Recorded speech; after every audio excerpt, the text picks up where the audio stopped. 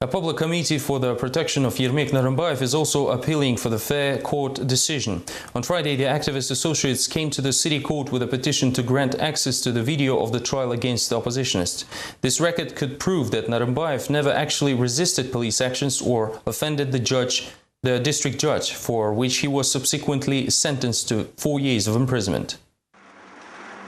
The Public Committee for the Protection of Yermek Narımbayev is appealing to the Almaty City Court, asking to supply him with a video recording that proves that the activist never resisted police actions. This was exactly the reason he was sentenced to 4 years and is now in the Semipalatinsk prison hospital in a grave condition.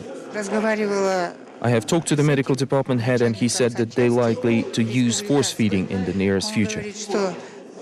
The committee's representatives demanded a meeting with the head of the city court. Instead, they had to settle for the chairman of the appeals board, but only after Narımbayev's mother broke into tears.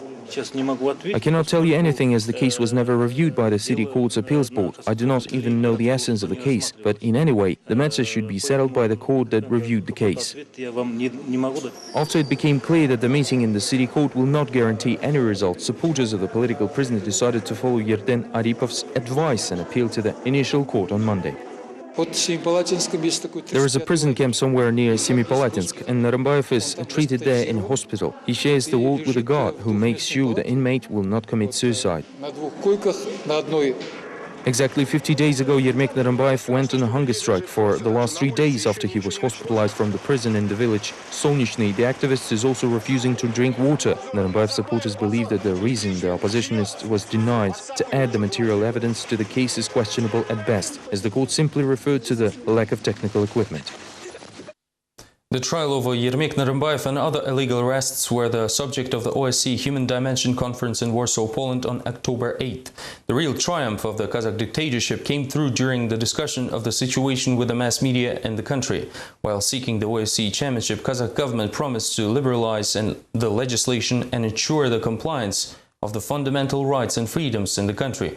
Unfortunately, it is rather obvious from the Warsaw Conference that upon obtaining the chairmanship, Kazakh authorities did quite the opposite.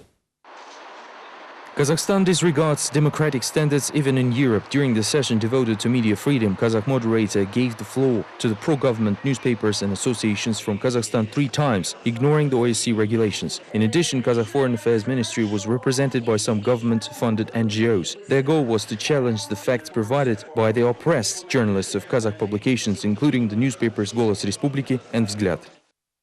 There was an attempt to silence representatives of independent mass media using quasi-NGOs. We talked about specific burning issues while they just generalized. One person even said that there is nothing wrong with a newspaper forced to be published underground. Supposedly, this is also an indicator of the freedom of speech, since the paper is published after all. It is like saying that there is nothing wrong with people being handcuffed, since it's not an indication of slavery. We were given a clear hint that if we change our content, we will be given access to normal printing houses, but we are not going to give up.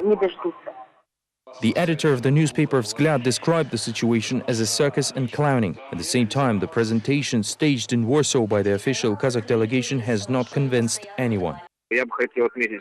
Europe has no illusions about Kazakhstan, about its chairmanship of the OSCE, and about the laws and orders. This is evident by the way foreign NGOs act and by the speeches of some official delegations. I hope only that Dunya Mijatovic, the successor of Miklos Harassi, will be as active on the issues of advocating the freedom of speech and media and notice our appeal, which could lead to some changes. The end result will become known at the summit in Astana, although it appears that independent NGOs risk not to be invited there. The accompanying unofficial summit of non-governmental organizations might be sabotaged, as the reserved hotel has cancelled all prior reservations. Evidently, the hosts of the OSCE summit will decide which NGOs to invite and which to ignore. That is all for today. Join us next week for more. Thank you for watching. Have a great weekend. Goodbye.